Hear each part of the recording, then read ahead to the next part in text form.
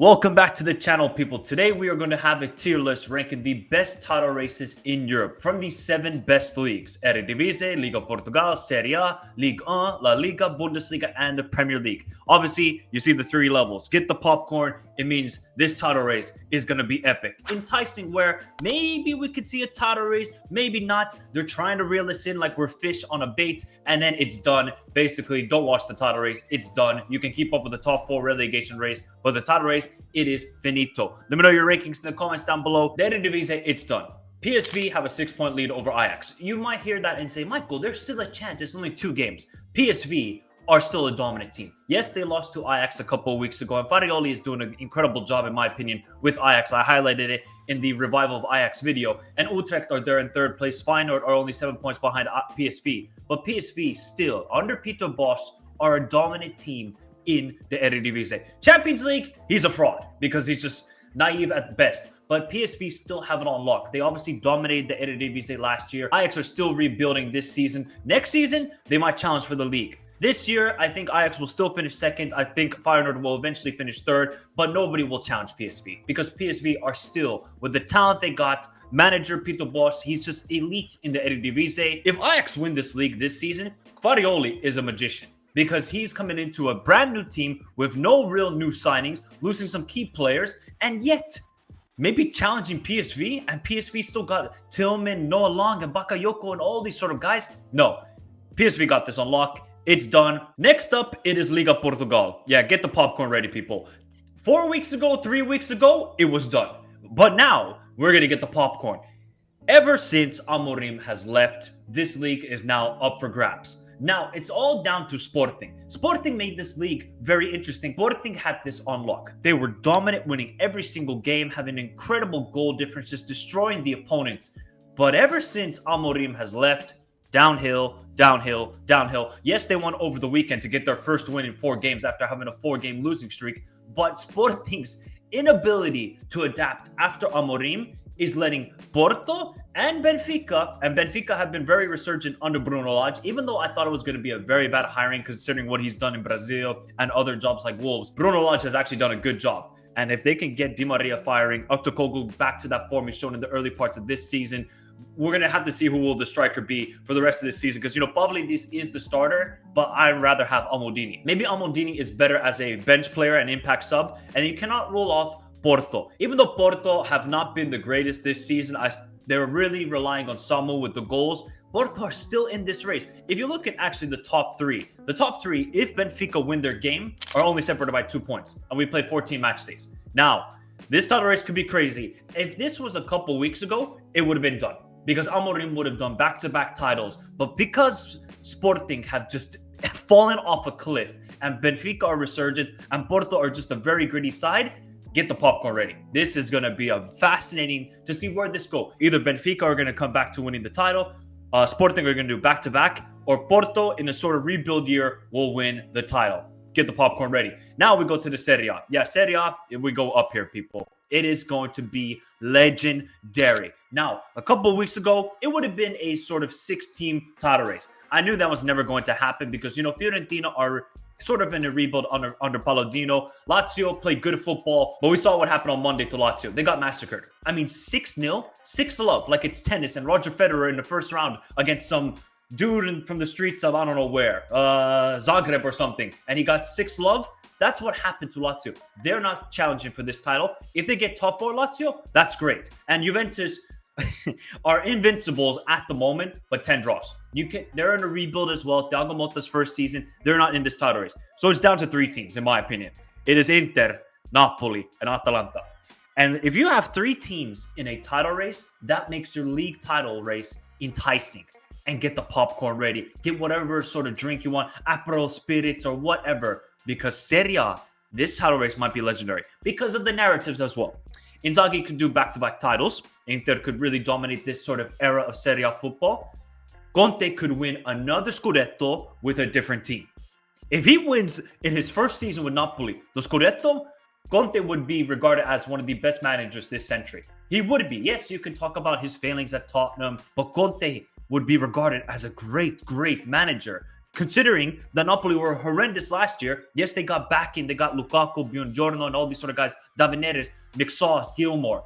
But to still do this in his first season, that would be legendary. And the last club then is Atalanta. If Atalanta win this Scudetto for the first time, they've never won a Scudetto, people. If Gasperini does that, then he would be regarded, in my opinion, as a top 3, top 2 Italian manager of this century. Yeah, he doesn't have the accolades, but he brings Atalanta their first European trophy, saves them from relegation, certifies them as a top-of-the-table team in Serie A after many years of just being a Norwich City of Italian football. If he can bring them a Scudetto, legendary stuff. And I will be there in Bergamo for the party and the parade. So this Serie A title race, you got to just be happy that we're going to see great football. Serie A has had many different winners the last couple of years. Milan 2022, Napoli 2023, Inter 2024. Are we going to get a fourth different winner in the fourth year? That fourth winner would be Atalanta, or will Napoli return back to greatness, or will Inter and Inzaghi continue to dominate? What a title race, people. Just what you want. 3 Italian managers in the Serie A. Bellissimo. Bellissimo. Get the popcorn ready. It is going to be great. Ligue 1 is done, right? Even though I really like the league and it has so many talented players like Cherki to, I would say Ousmane Dembele, but that guy is trash. Obviously, Desiree Doué to Barcola. There's a lot of good players in Ligue 1. But because the other teams like Lyon, who had a chance to maybe make it interesting by beating PSG away, they lost 3-1, got dominating the game, even though Lyon have a lot of talented players. You can't trust Marseille. You can't. Monaco have fallen off the cliff because they got injuries and they don't really have a clinical striker at the moment. And Lille, they're not going to challenge. So PSG at the moment got a 7-point lead. It's done, right? Even though PSG have been, should you say, fraudulent in the Champions League a little bit, they've had a tough schedule. They got this league on lock. Maybe next season, if Lyon don't get relegated because of all the financial stuff, and maybe Marseille could spend a little bit more and back to Zerbi unless they get into another Marseille civil war. That's probably going to be the 5th civil war in the last decade. Then Marseille could challenge next season. But for this year, it's once again Paris Saint-Germain winning the league. Oh, wait, why did I put it there? No, it's done. Sorry. Whoa. What am I doing? I'm drinking the Kool-Aid. I'm drinking the Lyon Kool-Aid. And even though Ligue 1 is very intriguing league in the sense of talents, like you see a lot of talented players like Zerki and all these sort of guys,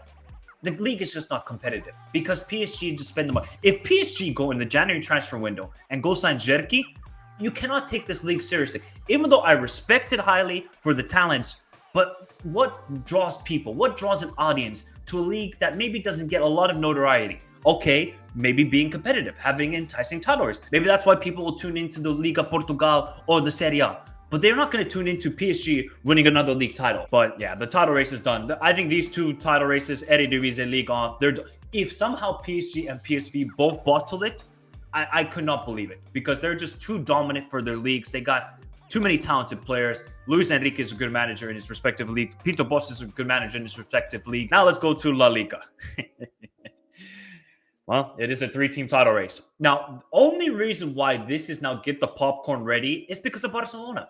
Barcelona had this on lock. They had it on lock. You thought, oh my God, Barcelona, Hansi Flick.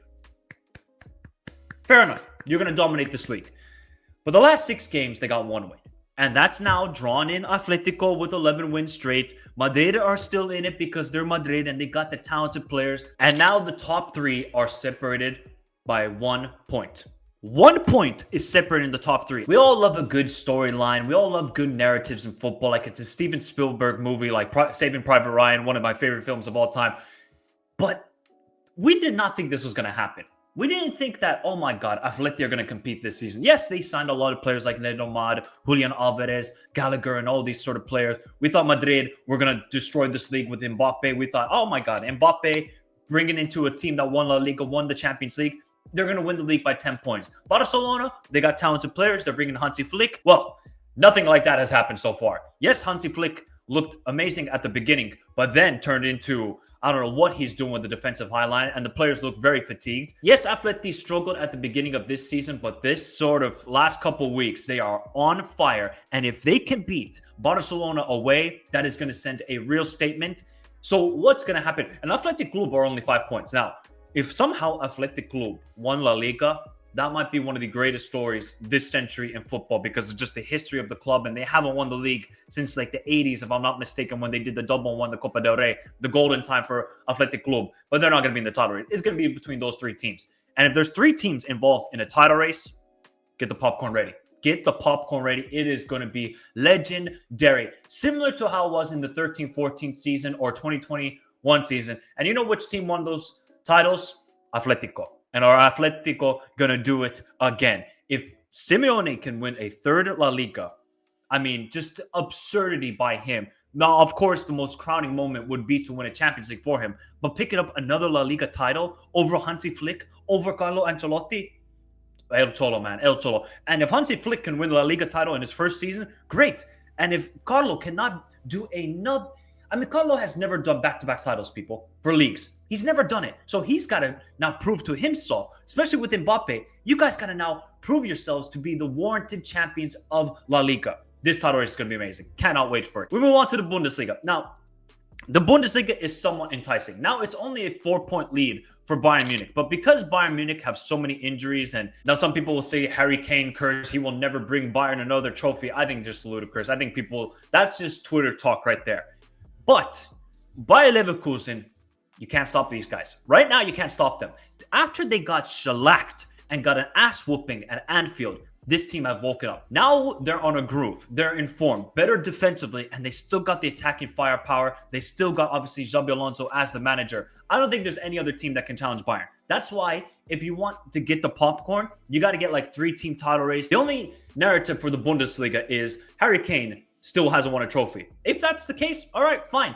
But I just don't think this is going to turn into a really sort of title race. I think Bayern and Leverkusen, they'll be separated by 4 points heading into March, April. And I feel like then Bayern Munich are going to slowly take it away. And Harry Kane will finally be able to lift the trophy. And Bayern Munich will return to the dominance of the Bundesliga. But a couple weeks ago, Bayer Leverkusen were basically out of it. I think they were like 10 points behind or something like that. They kept drawing games. And after they were 2-0 down to Heidenheim, I just said, nah, this is completely done.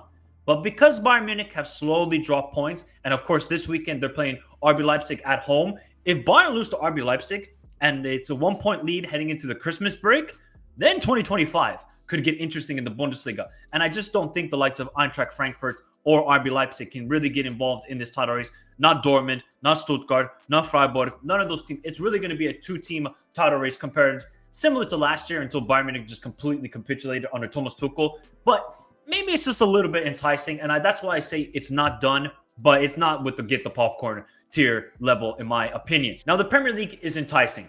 It is not get the popcorn ready because still Liverpool have a 2-point lead over Chelsea, but they do have a game in hand. What would make the Premier League get into the get the popcorn level? I think if Arsenal weren't just lackluster in front of goal, they can't find any cohesion. They're still going to be a very good defensive team. And of course, we're only halfway through the season, people. This tier list can completely change by March. We could probably have Serie A done, maybe even La Liga done, Liga Portugal could be done, and then the Premier League could jump up to get the popcorn. But I feel like it's just going to be Liverpool and Chelsea. If somehow Man City get involved, I would be shocked because of the way they are playing. But Liverpool and Chelsea, I think that's a great title race, though. When you think of Liverpool-Chelsea, me growing up as a Liverpool fan, I just think of the early 2000s and just the battles that Liverpool and Chelsea consistently had in the Champions League. I still remember that 4-4 game in the 08-09 season. One of the most ludicrous games, by the way. Shout out to Fabio Aurelio with that free kick. Unbelievable game. But maybe that could be a good storyline. Could Enzo Maresca or Arne Slot win in their first season? That's why it's enticing. But this is still Chelsea with a very young team, and let's see how they can cope with the title race. And Liverpool, they do have some experienced players, but obviously it's Arne Slot's first season with Liverpool, so will he feel the pressure? But the other teams in the league, Arsenal, they should be in this title race. They should be. And I think the Premier League can be an enticing title race, but it's not to the level of Serie A. It's not to the level of La Liga, and it's not on the level of Liga Portugal at the moment for me. Now, this could all change in a couple of weeks. Maybe Liverpool could fall off a cliff under Arne Slot with some of the injuries they're facing. Who knows? Maybe Chelsea could fall off, or Chelsea could really take their stamp and really win this league. Maybe Man City find a miracle. Maybe Pep will go to the mountains of Nepal and just pray with the Buddhists to give him some luck in this. And then Arsenal could really find into a groove. And then the Premier League would be wild. Then we would have to create their own level for the Premier League. But right now, It is enticing. And we're only halfway through this football season, people. And right now, I'm pretty much saying that 2 leagues are done. But we still got 5 leagues to talk about. That's what makes this club season. You could talk about, oh, quality has fallen off in football, this sort of stuff. But I remember in the early 2000s, Deportivo La Coruña, they won the league with 70 points, something crazy like that. And of course, then the Premier League was really about Man United and Arsenal battling out with each other in the early 2000s. This season, we could be in for some crazy storylines. Imagine if Atalanta win the league. Imagine if Atleti win the league. Imagine if somehow Bayern Munich don't win the Bundesliga again. Imagine if Liverpool or Chelsea win a Premier League this season with first season managers. And I mean, if somehow PSG and PSV bolster their leagues, that would be a storyline as well. But let me know your thoughts in the comments down below, people. Where would you rank the respective leagues in the levels? Would you put Serie A in only to get the popcorn and the other ones below it? Where would you rank the Bundesliga? Where would you rank the Premier League? And are only Eredivisie and Liga the done leagues so far? Remember to hit the like button, subscribe to the channel if you're new around here. Remember to follow me on all the socials. You can find those links in the description down below. But have a beautiful day. Stay safe in this crazy world. Till next time. Adios.